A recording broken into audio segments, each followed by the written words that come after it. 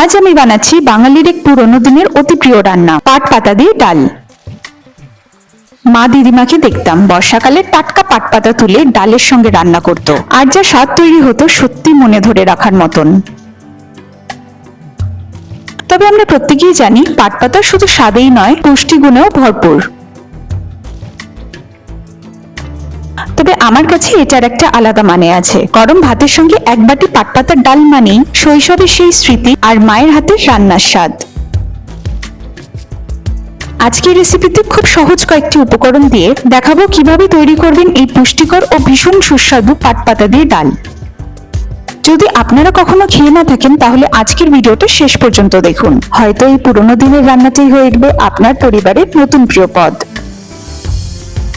প্রথমেই আমি এখানে মসুর ডালটাকে সেদ্ধ করে নিয়েছি, তবে এখানে আমি ডালে কাটা দিয়ে ডালটাকে পুরোপুরি গলিয়ে দেবো না, ঠিক যেমনটা সেদ্ধ হয়ে আছে ওরকমই রাখবো। এবার ছাড়িয়ে ধুয়ে রাখা পাট পাতাটাকে একদম কুচো করে কেটে নেব। আমার বটিতে কাটতেই সুবিধা, তাই আমি বটি ব্যবহার করছি। এতে রয়েছে ভিটামিন আর নানা উপকারী উপাদান, যা হজমে সাহায্য করে এবং শরীরকে রাখে সতেজ। পাতাটা একদম কুচো করে কাটা হয়ে গেলে আমরা এখানে কড়াইটা গ্যাসে বসিয়ে গরম করে নেব। তারপর 2 চামচ সর্ষের তেল দিয়ে গরম করে নিয়ে 1 ছোট চামচ গোটা জিরে দেব, একটা শুকনো লঙ্কা ভেঙে দিয়ে দেব, আর আমি এখানে 21-22টার মতন রসুন দিয়েছি।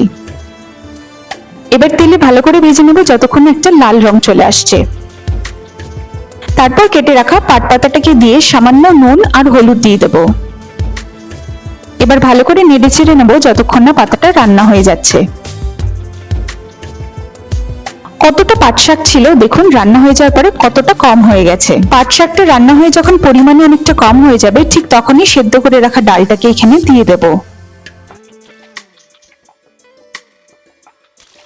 তারপরে দেব 1 ছোট চামচের মতন হলুদ গুঁড়ো। এবার ভালো করে মিশিয়ে নেব। এবার কিছুক্ষণ ফুটতে রেখে দেব, ওই ধরুন 1-2 মিনিটের মতন। তবে খেয়াল রাখতে হবে এই রান্নায় ডালটা যাতে বেশি পাতলা না হয়ে যায়। ডালটা ঘন থাকলে খুব সুন্দর টেস্ট আসবে। দেখলেন তো কত কম উপকরণে সুস্বাদু একটি পদ তৈরি। এই রেসিপিটা আপনাদের কেমন লাগলো কমেন্টে অবশ্যই জানাবেন। ভালো লেগে থাকলে প্রিয়জনদের সাথে শেয়ার করে দেবেন। এরকম আরো সুস্বাদু রেসিপিস দেখার জন্য আমার চ্যানেলটিকে সাবস্ক্রাইব করে পাশে থাকুন। খুব তাড়াতাড়ি দেখা হবে নতুন একটি স্বাদ, নতুন একটি গল্প নিয়ে। ভালো থাকবেন, সুস্থ থাকবেন।